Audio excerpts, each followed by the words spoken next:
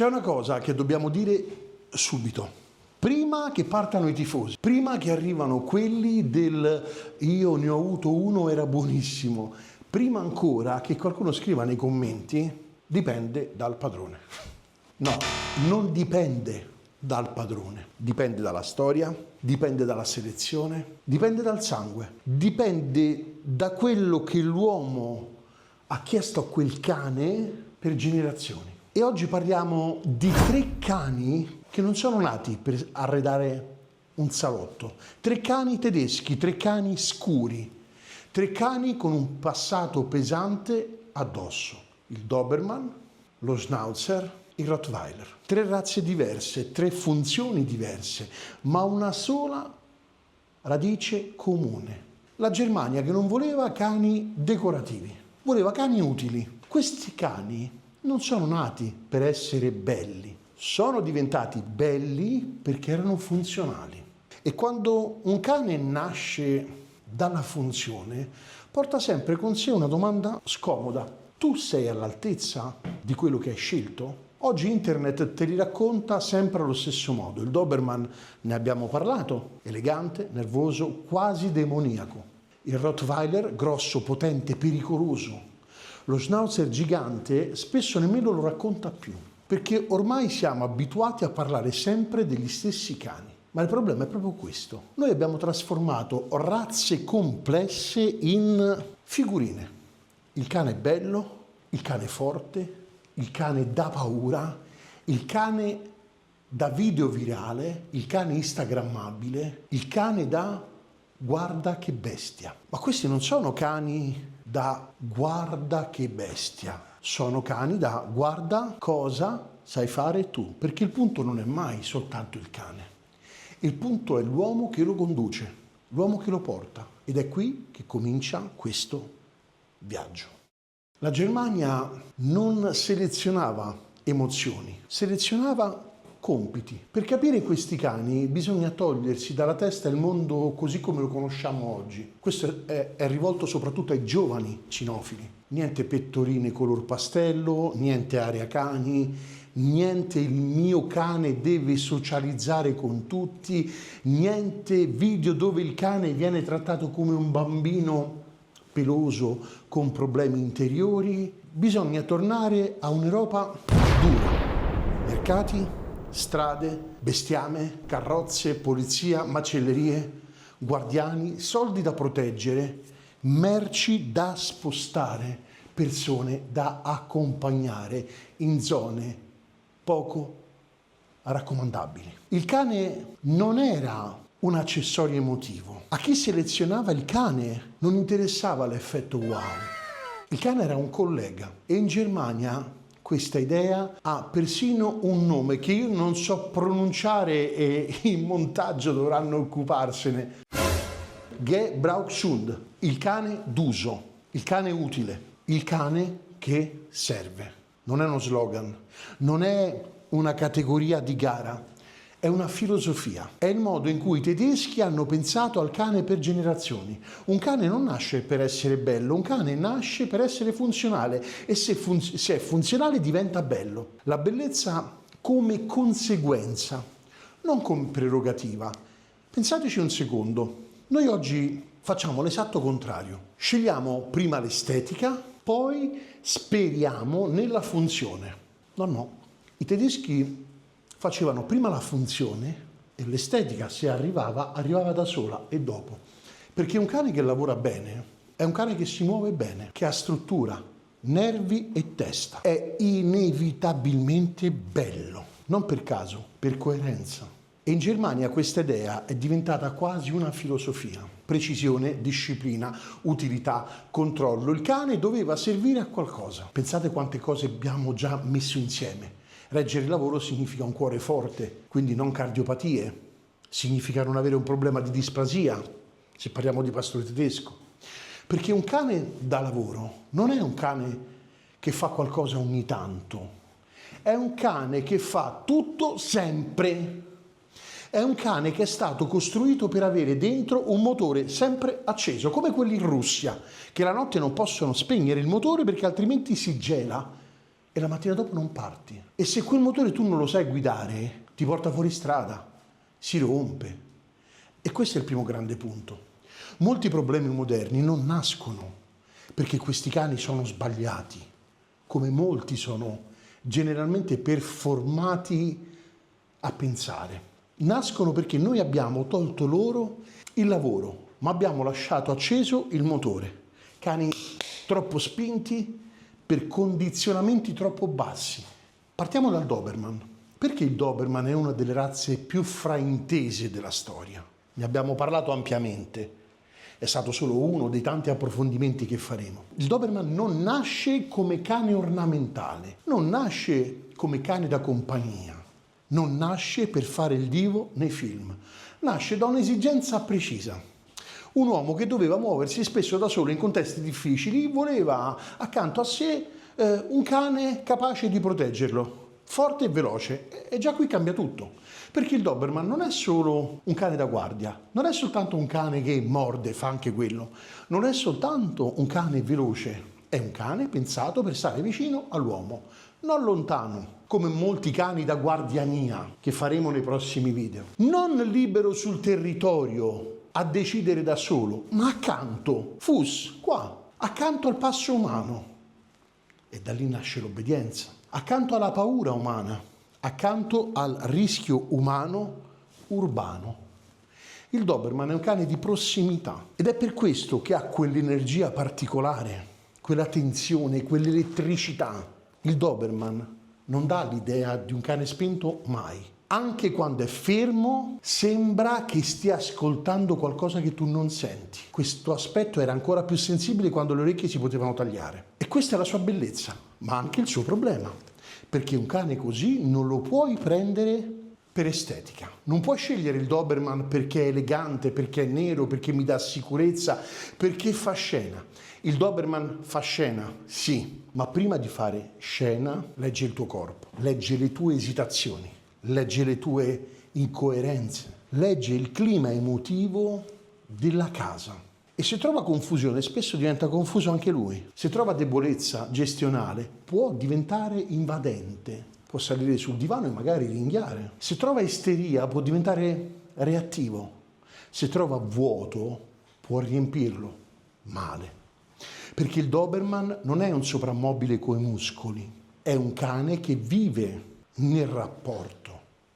E quando il rapporto è debole, lui lo sente. E qui dobbiamo dire una cosa scomoda, il Doberman moderno spesso viene raccontato come un cane sensibile, ed è vero, ma attenzione, sensibile non significa fragile, sensibile non significa facile, sensibile non significa poverino, no?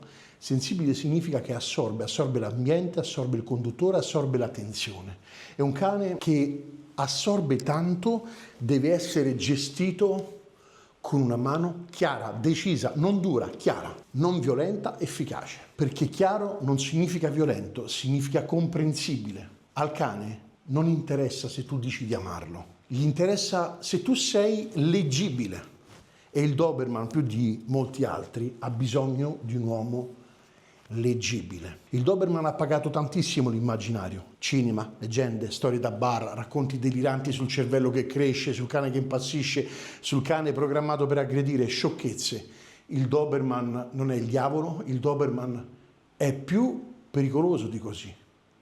È uno specchio. Ti rimanda indietro quello che sei nella gestione. Se sei calmo, coerente, presente, può diventare un compagno straordinario. Se sei teatrale, insicuro, discontinuo, può diventare un problema serio. E questo vale per tanti cani, ma nel Doberman si vede prima. Perché è rapido, perché è reattivo, perché è collegato, perché ha quella testa lì. Il Doberman non ti aspetta 10 anni, ti legge subito. E se non sa chi sei, prova a capirlo da solo. E quando un cane prova a capire chi sei da solo, spesso cominciano i guai. Poi c'è lui, lo Schnauzer gigante, il meno raccontato, il meno idolatrato, il meno social. Ed è un peccato, perché forse è proprio per questo che è interessantissimo, Perché lo Schnauzer gigante non ha avuto lo stesso destino mitologico del Doberman, non ha avuto la stessa fama popolare del Rottweiler, non è diventato un simbolo universale di potenza, è rimasto più laterale, più da intenditori, più da gente che i cani li guarda davvero. E già questo dovrebbe farci riflettere. Ma c'è qualcosa che quasi nessuno racconta. Lo Schnauzer gigante non è rimasto nell'ombra perché era meno capace, è rimasto in quel cono d'ombra perché un altro cane tedesco aveva una storia più facile da vendere. Agli inizi del Novecento lo Schnauzer gigante era uno dei cani di punta della polizia tedesca, prima a Berlino, poi in tutta la Germania, lavoro vero, ordine pubblico, addestramento serio per l'epoca, funzionale e funzione reale. Poi è arrivato il German Shepherd, il pastore tedesco, con la sua storia, il suo nome, la sua faccia già famosa. Lo Schnauzer gigante è stato messo da parte, non perché fosse inferiore, perché l'altro era fotogenico. E nella cinofilia, come nella vita, vince spesso chi sa farsi ricordare, non sempre chi merita di più. C'è un'altra cosa che bisogna dire. Lo Schnauzer gigante, semplicemente quello grande della famiglia Schnauzer, non è uno Schnauzer medio ingrandito, con più pelo e più spazio. Ha avuto un percorso selettivo parzialmente separato. Incroci col bovaro delle Fiandre, incroci con il molosso germanico, una costruzione genetica pensata per scopi diversi, più pesanti, più seri. È un animale diverso, costruito per un mondo diverso. E prima di diventare cane di polizia aveva un altro mestiere. Lo chiamavano Beer Schnauzer, questo lo so dire, perché all'Oktoberfest ci sono andato. Perché era il guardiano dei carri delle birre bavaresi, quello che proteggeva la merce, il percorso e il lavoro. Silenzioso, presente, affidabile. Più di un sacco di guardiani che però bevevano. Un cane che ha fatto il guardiano delle birrerie per il poliziotto a Berlino e oggi qualcuno compra perché ha una faccia simpatica. E perché è bello da toelettare, nulla da dire, sono d'accordo. Ma attenzione, perché quella barba carina inganna. Lo guardi e qualcuno pensa, questo è un gaggio, sto sellerone. Che simpatico, sembra un vecchio signore con la pipa. Sì, un vecchio signore tedesco che ha fatto il poliziotto per 20 anni e le ha viste di tutti i colori. E non lo dice a nessuno. Ma se lo scopri, cambia il modo in cui lo guardi. Lo Schnauzer gigante è un cane potente, rustico, intelligente, serio, molto serio. Non ha l'eleganza nervosa del Doberman, non ha la massa iconica del Rottweiler. Ha un'altra cosa, sostanza. È un cane con una struttura mentale molto interessante. Studiatelo se siete appassionati. Presente, vigile, robusto, capace di lavoro con una certa durezza caratteriale se selezionato e gestito nel modo giusto. Ci sono ancora allevatori molto interessanti sul tema. Non è un pupazzo barbuto, è uno di quei cani che dimostrano quanto la cinofilia moderna spesso sia superficiale. Perché se una razza non è di moda, sembra che non esista. Se non fa tendenza, sparisce. Se non entra nei video top 10 cani più pericolosi, nessuno ne parla. Questo video non avrà le stesse views di cani che in questo momento hanno un'accettazione in trend più alta. Ma la cinofilia vera non si misura con la fama, si misura con la funzione, con il racconto. E lo Schnauzer gigante è funzione pura. Il bello di questo cane è che non sembra chiederti attenzione, non ha bisogno di fare il personaggio, non gli interessa. Poi a me fa ridere perché mi ricorda Mr. Potato. E poi racconterò perché c'è Mr. Potato con me. È un cane che sta lì, solido, denso, compatto, con quella faccia da filosofo che ha visto cose. Ma sotto quell'aspetto quasi burbero c'è un cane vero, un cane che richiede gestione. Perché questo è il grande dramma moderno. Abbiamo preso cani nati per lavorare e li abbiamo infilati in vite senza lavoro, soprattutto in quel periodo che va dal 2020 e sapete fino a quando. Poi li chiamiamo problematici. No. Quelli problematici siamo noi. Loro non c'entrano niente. Spesso non sono problematici, sono disoccupati. E un cane da lavoro disoccupato non diventa automaticamente tranquillo, è l'opposto. altrimenti non si sarebbe chiamato cane da lavoro. Diventa creativo, e quando un cane di 40-50 kg diventa creativo, non è sempre una buona notizia. Il cane non si annoia come noi, il cane non dice vabbè, mi guardo una serie. Il cane scarica o su guinzaglio, sugli oggetti, sul territorio, sulle persone, sulla reattività, sulle fissazioni. Ci sono cani addicted come noi. Per questo lo schnauzer gigante andrebbe riscoperto con rispetto, non come moda nuova, non come alternativa strana al Rottweiler o al Doberman, ma come razza importante, seria, tecnica, una razza che è stata scalzata dalla storia, non dalla qualità, e che aspetta paziente che qualcuno se ne accorga. Se vuoi fare cinofilia, torniamo a pensare a questi cani, altrimenti lascia perdere. Ci sono le statue. E poi arriviamo al Rottweiler. Qui entriamo in un territorio delicato, fragile, l'ho già detto, come un pacco bomba, perché il Rottweiler è uno di quei cani che tutti credono di conoscere: il cane grosso, il cane forte, il cane pericoloso, il cane da bullo, il cane da catena d'oro al cancello, il cane... E invece il Rottweiler ha una storia molto più dignitosa di chi spesso lo usa per sentirsi importante. Il Rottweiler nasce dentro un mondo di lavoro, bestiame, trasporto, custodia, macellai, mercati. Non è nato per fare paura nei parcheggi, è nato per essere affidabile in mezzo alla vita vera. E questa è una parola fondamentale, perché un cane che lavora con il bestiame, con le merci, con l'uomo, con il movimento, non può essere solo aggressivo, non può. È un cane che deve avere controllo. Un cane che lavora con i macellai quando non ci sono i frigoriferi, la carne è esposta. È un cane che non può toccare la carne, quindi è un cane ordinato. Ecco perché il Rottweiler anche da cucciolo ringhia sulla ciotola, perché quello che è suo non è tuo e quello che è tuo non è suo. Questo non ditelo a tutti. Deve avere forza, sì, ma forza governabile. Deve avere presenza, sì, ma presenza gestibile. Deve avere tempra, sì, ma anche la capacità di stare dentro un sistema, perché il Rottweiler è un cane di sistema. E questo è il punto che oggi molti dimenticano. Il Rottweiler non era un cane da caos, era un cane da ordine. E forse proprio qui nasce il fraintendimento più grande. Cioè la gente vede la massa e pensa alla violenza. Vede la testa, pensa al morso, vede il torace, pensa ancora alla sua performance. Ma il Rottweiler non è soltanto quella roba lì, è potenza sotto controllo. E se togli controllo non stai esaltando il Rottweiler,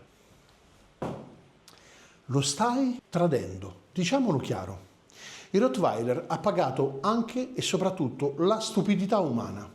Perché una razza così, con quell'aspetto, con quella forza, con quella reputazione, attira due categorie di persone. La prima, chi la ama davvero e la studia, e su questo canale siamo tanti, ci definiscono pazzi di cinofilia, forse lo siamo. La seconda, chi cerca nel cane una protesi del proprio ego, una elongazione dei propri fallimenti. Perché se tu prendi un Rottweiler per sentirti più forte, hai già sbagliato in partenza. Il cane non deve compensare quello che manca a te, non deve diventare il tuo personaggio, non deve diventare la tua minaccia vivente, non deve diventare il tuo biglietto da visita muscolare. Il Rottweiler non è nato per fare il gangster, è un cane nato per lavorare, è un cane da lavoro che ha bisogno di un conduttore, non di un fan. Non li mettete sui social, portateli a spasso. E questa è una frase importante, non li mettete sui social, portateli a spasso. Non siate fan dei vostri cani. E io lo vedo anche nei commenti, a volte si tende ad essere proprio fan. Facciamo un saltino in avanti. Il fan lo guarda, il conduttore lo guida, il fan lo esalta, il conduttore lo educa. Il fan dice guarda quanto è forte, il conduttore dice guarda quanto è stabile. E in cinofilia questa differenza è tutto. A questo punto qualcuno potrebbe dire va bene, ma quindi qual è il migliore? Domanda sbagliata. È come chiedere se sia meglio un bisturi, un martello o una chiave inglese. Dipende da cosa devi fare, dipende da chi sei, dipende da quanto sai usarlo. Il Doberman è più elettrico, più vicino, più sensibile, più rapido nella relazione. Lo Schnauzer gigante è più rustico, contrariamente a quello che pensano tanti. È più rustico. solido, mentale e spesso, troppo spesso sottovalutato. Sapete che mentre faccio il video gli sto pensando? Il Rottweiler è più fisico, più compatto, più potente, ma non per questo meno bisognoso di guida. Poi lasciatemi dire, il Rottweiler da cucciolo è il cane più bello del mondo, sembra un orsetto, poi cresce. Vabbè. 3 cani diversi, ma tutti e 3 hanno una cosa in comune: non perdonano la superficialità. Non nel senso cattivo, non nel senso cinematografico, non perché siano dei mostri. Non perdonano la superficialità perché sono cani importanti, e i cani importanti amplificano tutto. Amplificano la competenza, ma amplificano anche l'incompetenza. Non è colpa del cane, è colpa della tua scelta. Perché scegliere una razza significa accettarne la storia. Non solo il colore, non solo la taglia, non solo l'estetica, la storia. E la storia di questi cani dice una cosa chiara. Noi siamo nati per fare. Noi siamo cani da lavoro. Il grande problema moderno non è che questi cani siano troppo forti. Il problema è che spesso finiscono in mani o in vite troppo vuote. Vuote di movimento, vuote di regole, vuote di lavoro, vuote di relazione vera, vuote di responsabilità. E allora noi facciamo una cosa assurda. Prendiamo un cane selezionato per il controllo, la presenza, la protezione e il lavoro e gli chiediamo di essere un peluche da mostrare su Instagram. Deve amare tutti, deve giocare con tutti, deve farsi toccare da tutti, deve non tirare, deve non abbaiare, deve non difendere se non ha comando, deve non reagire ma agire, deve non essere ciò che è. Esplode e noi diciamo: questo cane ha un problema. Lui non è che c'hai te il problema? Magari ce l'hai te. A volte il problema è che abbiamo scelto una Ferrari e poi ci siamo lamentati perché non si guida come una Panda. E dice bassa, una Ferrari. E attenzione, questo non significa giustificare tutto, non sono un giustificante. Il cane deve essere gestibile, ma in questo periodo ne sento tantissime di sciocchezze che mi fanno male al cuore, e credo anche a molti di voi, sui cani da lavoro. Un incidente non significa milioni di incidenti. Se tu quell'incidente lo amplifichi e ci fai 100 video, lo fai perché ci stai lucrando sopra, mostrando una professionalità che proprio facendo queste cose mostri di non avere. Educare non significa cancellare, socializzare non significa snaturare. Il cane va portato nel mondo, sì, ma senza dimenticare da quale mondo viene. Ora arriviamo a uno dei punti più importanti, una delle frasi più ripetute, più comode, più pericolose della cinofilia moderna. Dipende tutto da come lo cresci. No, dipende anche da come lo cresci, ma non tutto. Perché se dipendesse tutto da come lo cresci, le razze non esisterebbero. È facile. Non dipende da come lo cresci. Quando vi vendono questo format, in cinofilia stanno mentendo, stanno dicendo che centinaia di anni di selezione di standard sono bugie, e non sono bugie, le loro sono bugie. La cinofilia non mente, lo studio, la scienza, l'applicazione non mente. Non avrebbe senso selezionare cani da pastore, cani da caccia, cani da difesa, cani da compagnia, cani da guardiania, basterebbe educarli tutti allo stesso modo, ma non funziona così. Il cane è genetica più esperienza, razza più individuo, selezione più ambiente, istinto più educazione. Metti insieme. Chi cancella l'educazione non è buono, è pericoloso, perché illude le persone. E qui ci sarebbe da aprire una grande parentesi sul mondo dei comportamentalisti, ma lo faremo magari con grande pacatezza più avanti. E una persona illusa sceglie male, sceglie un Doberman perché tanto lo cresco con amore, sceglie un Rottweiler perché tanto basta educarlo bene, sceglie uno Schnauzer gigante perché mi piace esteticamente, lo porto in toiletta a fare i baffetti. No, con istinti veri, con bisogni veri, con energie vere. E lì l'amore non basta. L'amore è importante, è fondamentale, ma l'amore senza competenza diventa casino con le buone intenzioni. Abbiamo visto tutti esplodere tantissime guerre nate dalle migliori intenzioni. Non ce n'è una che è iniziata con brutte intenzioni. Al cane non interessa la tua intenzione, gli interessa la tua capacità. A questo punto qualcuno penserà: quindi mi stai dicendo che questi cani non vanno presi? No, sto dicendo una cosa molto diversa. Ho voluto fare un video su questi cani perché oggi, tra virgolette, forse non vanno più di moda. Si è passati ad altri cani. Un Doberman ben gestito è un compagno di una profondità incredibile. Uno Schnauzer gigante, ben lavorato, è una macchina mentale meravigliosa. Un Rottweiler equilibrato è una presenza solida, affidabile, quasi antica. Ma la parola chiave è ben. Ben, 3 lettere, B-E-N, ben. Ben scelto, ben allevato, ben educato, ben gestito, ben inserito nella vita. Il problema non sono questi cani. Il problema è il tanto poi vediamo. Con questi cani non puoi dire tanto poi vediamo. Devi sapere prima di comprarlo, prima di portarlo a casa, prima di guardarlo da cucciolo e pensare, ma sì, che sarà mai? Perché tutti i cuccioli sono teneri, soprattutto quello del Rottweiler, lasciatemi dire, io lo dico sempre. Anche quelli che poi diventano 40-50 kg di volontà, muscoli e istinto, pure quelli sono carini da piccoli. Poi c'è un altro tema, perché questi cani ci attirano così tanto. Perché il Doberman continua ad avere un fascino magnetico. Perché? Nonostante ste orecchie un po' troppo lunghe. Perché il Rottweiler resta una delle razze più iconiche del mondo? Perché lo Schnauzer gigante, quando lo guardi bene, ha quella presenza quasi aristocratica? Togliamo il quasi, aristocratica. Cioè lo Schnauzer gigante è proprio bello. Possiamo dire che insomma è fortemente impattante, forse perché rappresenta qualcosa che nella società moderna abbiamo quasi perso, la presenza, non la simpatia, non la dolcezza, la presenza. Questi cani occupano lo spazio non necessariamente facendo casino, non necessariamente abbaiando, non necessariamente minacciando, ma ci sono in un modo pieno di cose leggere, liquide, emotive, provvisorie. È un cane che sembra arrivare da un'altra epoca. Cioè, questi cani qua, col 2026, non c'entrano niente.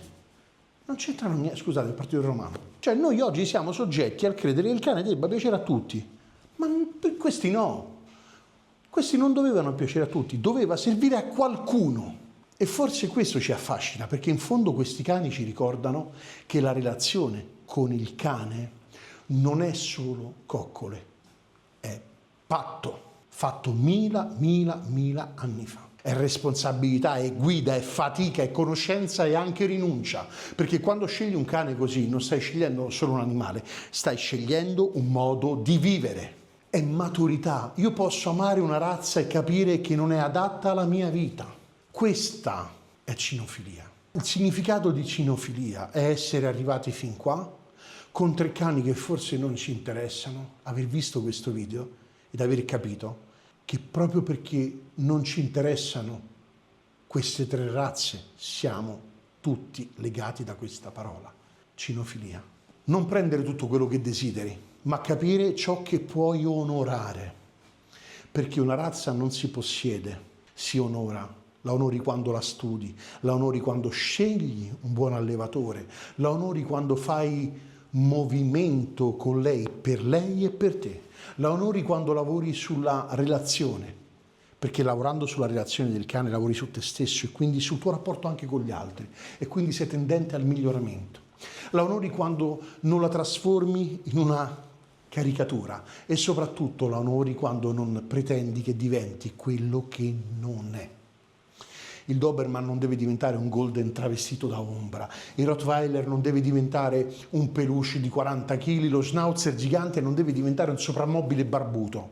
Devono diventare versioni equilibrate di ciò che sono e per farlo serve una persona adulta, non anagraficamente, cinofilamente. Mi piace questa parola. Se dovessi sintetizzare cosa serve per vivere con i cani così, direi 5 cose. La prima, struttura. Il cane deve sapere come funziona la giornata. Così rispondo a un sacco di cose che mi sono state chieste.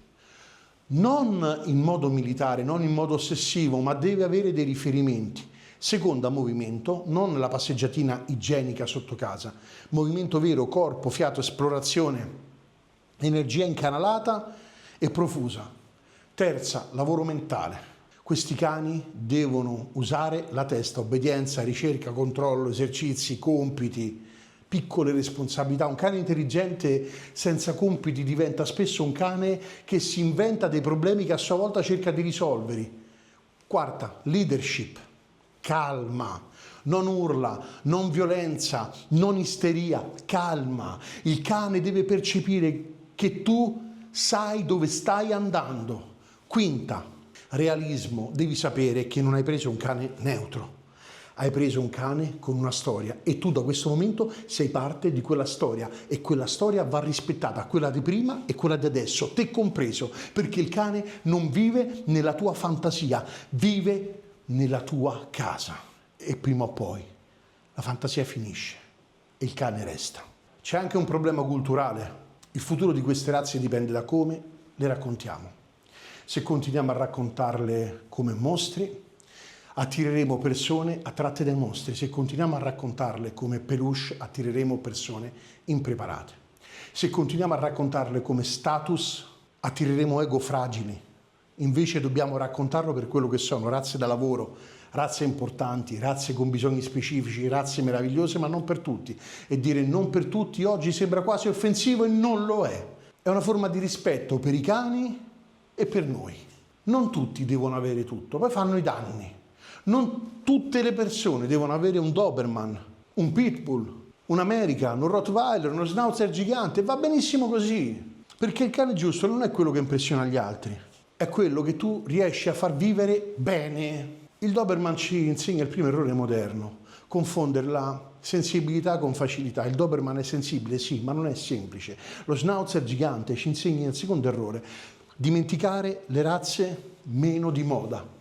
E lo Schnauzer vi assicuro che è una delle razze più fighe del mondo, perché ciò che non è virale non è meno importante. Il Rottweiler ci insegna il terzo errore, confondere la forza con la brutalità. E questi tre errori raccontano la cinofilia oggi. Vogliamo cani profondi ma non vogliamo studiarli, noi non siamo persone abituate alla profondità, abbiamo relazioni di superficie. Vogliamo cani belli ma non vogliamo rispettarne la funzione. Ma questo cane è bello ma trotta male, è un trottatore costruito nel rettangolo, non puoi chiedere di essere un galoppatore, altrimenti sarebbe costruito nel quadrato. E allora diventa un compromesso ma riuscito. Troppo cane per chi lo prende, troppo poco lavoro per ciò che è. Li ho chiamati tedeschi dal cuore nero, ma non perché siano cani oscuri, non perché siano cattivi, non perché portino dentro qualcosa di malato. Neri perché hanno un fascino profondo, neri perché arrivano da una cinofilia severa, di un'epoca ormai lontana, neri perché sono cani non leggeri, neri perché dentro di loro c'è ancora l'ombra del lavoro, che oggi è quasi vietato. Tre cani diversi, ma tutti e tre ci ricordano una cosa che oggi stiamo dimenticando. Il cane non è nato per riempire i nostri vuoti. Accanto non significa sotto e non significa nemmeno sopra, significa insieme e infatti si chiamano unità cinofile. Una unità è composta da un uomo e un cane. Ruoli chiari, con rispetto e con responsabilità. E allora forse la domanda finale non è quale di questi tre cani è migliore. La domanda vera, almeno per me, è un'altra. Che tipo di uomo o donna vuoi diventare per meritarti un cane così? Perché alla fine il cane da lavoro tedesco non ti chiede applausi, è tedesco. Non ti chiede slogan, non ti chiede di essere adorato, ti chiede presenza. E la presenza oggi è una merce rara. Siamo sempre sul telefonino. Al cane non interessa se ti piace la sua storia, però la devi conoscere. Gli interessa che tu sia capace di portarla avanti e per portarla avanti devi conoscerla. Tenevo molto a fare questo video perché molto spesso dimentichiamo le radici dalle quali arriviamo e in qualche modo il cane utile è stato codificato in Germania, anche se nasce nell'antica Roma e forse anche prima, ma in Germania è stato codificato. Prima che se ne perdano le tracce, cerchiamo di spiegare a noi e a chi vuole conoscere la cinofilia cosa realmente è. E adesso scrivetemi nei commenti una cosa seria, non qual è il più forte, quella è roba da bar, scrivete pure quello, mi diverto pure io, scrivete perché io leggo tutto e rispondo a tutti. Quali di questi tre cani rappresenta di più la vostra idea di cane da lavoro? Doberman, Schnauzer gigante, Rottweiler. Ovvio è che quelli che non ci sono non li dovete scrivere, altrimenti avrei messo pastore olandese, pastore tedesco, Malin, e soprattutto perché? Perché qui non stiamo facendo classifiche, stiamo provando a fare una cosa diversa. Lo dico sottovoce perché ci stiamo riuscendo, stiamo provando a fare cinofilia. Se questi contenuti vi piacciono, sostenete il canale, abbonatevi al canale, iscrivetevi ai miei profili social, nel senso molti vivono questa community così, tanto no, a me piace proprio, fatemi domande, scrivete nei commenti, commentate, a me piace, ma soprattutto fatemi vedere che ci siete, quindi fate girare i video, tanto nel tempo abbiamo costruito una community non tossica. Si escludono da solo, cioè quelli che entrano, il cane mio, quelli si escludono da solo. Quindi seguitemi su LinkedIn, su Facebook, su Instagram, ho un canale Telegram che si chiama Emanuele Artibani, ho voluto dare un nome originale. Seguitemi dappertutto, tanto sapete come trovare, cercatemi e seguitemi. Magari fatemi anche riconoscere perché è una cosa che mi fa particolarmente piacere. Ricordo che ogni martedì esce un nuovo video. E vi chiedo anche di mandarmi i vostri suggerimenti su quali sono i video che vorreste vedere. Non sono un jukebox, però magari provo a fare quelli che più o meno piacciono a tutti. Oh, magari piacciono a me.